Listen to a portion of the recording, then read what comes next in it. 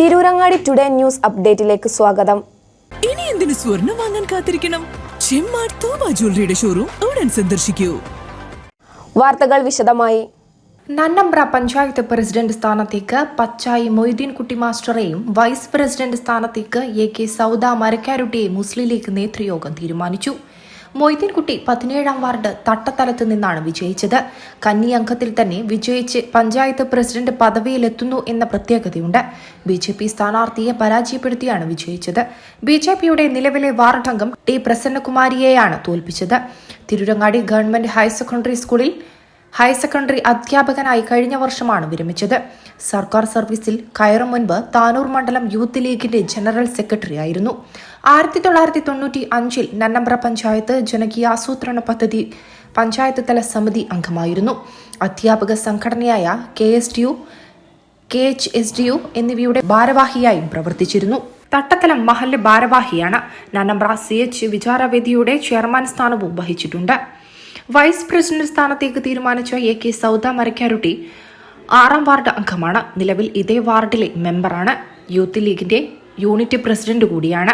കർഷക സംഘം മണ്ഡലം ഭാരവാഹി AK മരക്കാരുട്ടിയുടെ ഭാര്യയാണ്. പഞ്ചായത്തിന്റെ പ്രഥമ ഭരണസമിതിയിൽ വൈസ് പ്രസിഡന്റായിരുന്ന അരീക്കാട്ട് മരക്കാരുട്ടി ഹാജിയുടെ പേരക്കുട്ടിയുടെ ഭാര്യയാണ് സൗദ. കോൺഗ്രസിന് വനിതാ അംഗങ്ങളില്ലാത്തതിനാലാണ് വൈസ് പ്രസിഡന്റ് സ്ഥാനവും ലീഗിന് ലഭിച്ചത്. കോൺഗ്രസിന് സ്റ്റാൻഡിംഗ് കമ്മിറ്റി ചെയർമാൻ സ്ഥാനം നൽകും. കോൺഗ്രസിന് 4 പുരുഷ അംഗങ്ങളാണുള്ളത്.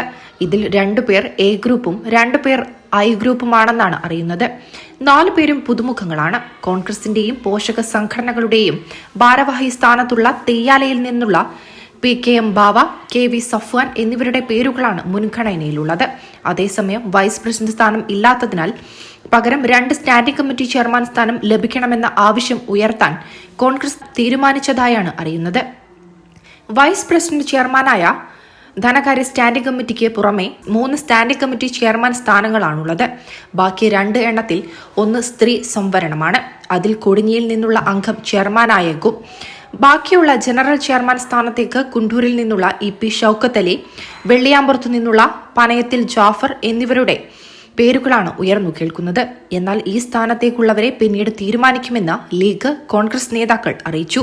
അതേസമയം സ്റ്റാൻഡിംഗ് കമ്മിറ്റി ചെയർമാൻ സ്ഥാനം നൽകണമെന്നാവശ്യപ്പെട്ട് വെൽഫെയർ പാർട്ടിയും UDFന് കത്തു നൽകിയിട്ടുണ്ട്. വെൽഫെയർ പാർട്ടിക്ക് 1 അംഗം ഉണ്ട്. News desk, Tirurangadi today.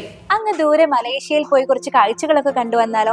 അതും സൗജന്യമായി. വിശ്വസിക്കാൻ പറ്റുന്നില്ല അല്ലെ? 2025 ജൂലൈ 1 മുതൽ 2026 ഓഗസ്റ്റ് 30 വരെ തൂബ ജ്വല്ലറിയിൽ നിന്നും സ്വാ ഡയമണ്ട്സ് പർച്ചേസ് ചെയ്യുന്ന വ്യക്തികളിൽ നിന്ന് തിരഞ്ഞെടുക്കുന്ന 30 പേർക്കാണ് സുവർണാവസരം. ഈ വർഷകാലയളവിനെ 3 ഭാഗങ്ങളായി തിരിച്ച് നറുക്കെടുപ്പ് സംഘടിപ്പിക്കും. ഓരോ നറുക്കെടുപ്പിലെ വിജയികൾക്കായിരിക്കും ഈ സൗജന്യ മലേഷ്യ യാത്ര. കൂടുതൽ വിവരങ്ങൾ അറിയുന്നതിനും ഡയമണ്ട് വാങ്ങുന്നതിനും ഇന്ന് തന്നെ ചെമ്മാട് തൂബ ജ്വല്ലറി സന്ദർശിക്കും.